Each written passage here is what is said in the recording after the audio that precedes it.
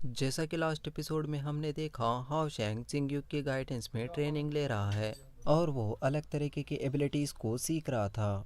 और वो एक बार पहाड़ पे चढ़ते चढ़ते उसका पैर फिसल जाता है और वो पहाड़ से नीचे गिरने लगता है। लेकिन तभी जिंगयू आकर उसे बचा लेता है और उसे ऊपर ले जाकर जल्द से जल्द दूसरी ट्रेनिंग के लिए तैयार होने के लिए कहता है। उसके लिए रेस्ट करने के लिए उसके पास टाइम नहीं है, सिर्फ उसके लिए खाना खाते समय ही उसे रेस्ट करने का टाइम मिल पाता है। हाओ शैंग बहुत ज़्यादा थक चुका है, उसकी थकाई उसके चेहरे पर साफ साफ दिखाई दे रही है। जिंगयू उसे पूछता है कि क्या तुम बहुत ज़्यादा थक गए हो, ये सब तुम और आगे नहीं झेल पाओगे क्या। हाओ शैंग सोच में पड़ जाता है और वो उसकी माँ के बारे में सोचने लगता है कि तभी वो कहता है कि नहीं, मैं तैयार हूँ, मैं ये सब झेल सकता हूँ। फिर वो दोनों आगे चलने लगते हैं। जिंगयू उसके सामने बहुत अच्छा बहुत स्वादिष्ट खाना रखता है। ये देखकर हाओ शैंग बहुत ज़्यादा खुश हो जाता है और वो तुरंत जिंगयू के आगे घुटने टेक देता है। ये देखकर जिंगयू को बहुत ज़्यादा गुस्सा आ जाता है और वो कहता है कि तुम एक सच्चे मर्द हो, तुम ऐसे किसी के सामने नहीं झुक सकते। क्या तुम सिर्फ इतने से खाने के लिए मेरे आगे नील करने लगे हो। हाओ शैंग घबराते हुए कहता है कि ये सब खाने के लिए नहीं, मैं आपसे परमिशन मांगने के लिए कह रहा हूँ, क्योंकि मेरी माँ ने आज से पहले इतना स्वादिष्ट खाना कभी नहीं खाया है। ये खाना अपनी माँ के लिए लेना चाहता है। जिंगयू को ये सब सुनकर बहुत ज़्यादा दुख होने लगता है और वो रिग्रेट करने लगता है। और उसे पता चलता है कि उसकी बीवी इतनी गरीबी में जीवन बिता रही है। उसे हाओ शैंग से ये पता चलता है कि उसकी बीवी ने बताया है कि उसके पिता मर चुके हैं और वो खुद अब 2 दिन का काम कर रही है। ये दुख की बात है, इतने बड़े नाइट की बीवी ऐसा काम कर रही है और वो अपने पास्ट को याद करने लगता है। फिर वो उस दिन को याद करने लगता है कि वो दोनों पहली बार मिले थे।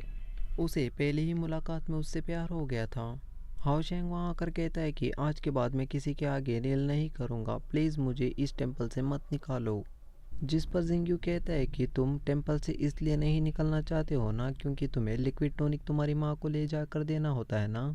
ये सुनकर हाओ शैंग बहुत ज़्यादा हैरान हो जाता है। फिर वो हाओ शैंग को डूबता हुआ सूरज और उसकी खूबसूरती को दिखाने लगता है और कहने लगता है कि इस दुनिया में ऐसे भी कई सारे लोग हैं जो इस खूबसूरती को कभी भी नहीं देख सकते।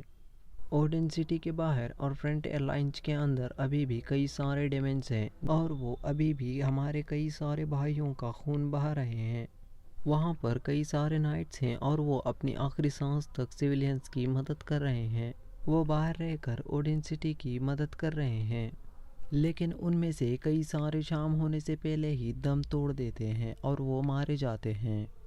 लेकिन हमारे लिए एक और दिन का उजाला तोहफे में दे जाते हैं। फिर वो हाओ शैंग को समझाते हैं कि तुम सिर्फ चिल्लाने से और लिक्विड टोनिक की वजह से नाइट नहीं बन पाओगे। नाइट बनने के लिए तुम्हारे अंदर त्याग की भावना होनी चाहिए। अब तुम्हें तुम्हारे पास्ट को भूलना होगा। मैं नाइट टेम्पल का हेड एलियंस हूँ, इसीलिए मैं इन सब में आगे रहता हूँ। हमारा समय कोई भी आखिरी समय हो सकता है, मृत्यु हमारे आगे कभी भी मंडरा रही होती है। हाओ शैंग अब सब समझ जाता है और वो अपने मास्टर से वादा करता है कि वो एक अच्छा नाइट बन के दिखाएगा। वो आगे से बहुत ज़्यादा हार्ड ट्रेनिंग करेगा। अब मेरी ट्रेनिंग के बीच मेरी मॉम का कोई नाता नहीं रहेगा और अब मैं एक सच्चा नाइट ज़रूर से बन के दिखाऊंगा। ये सुनकर जिंगयू बहुत ज़्यादा खुश हो जाता है और वो समझ जाता है कि उसकी बीवी ने उसके बेटे की परवरिश अच्छी की है।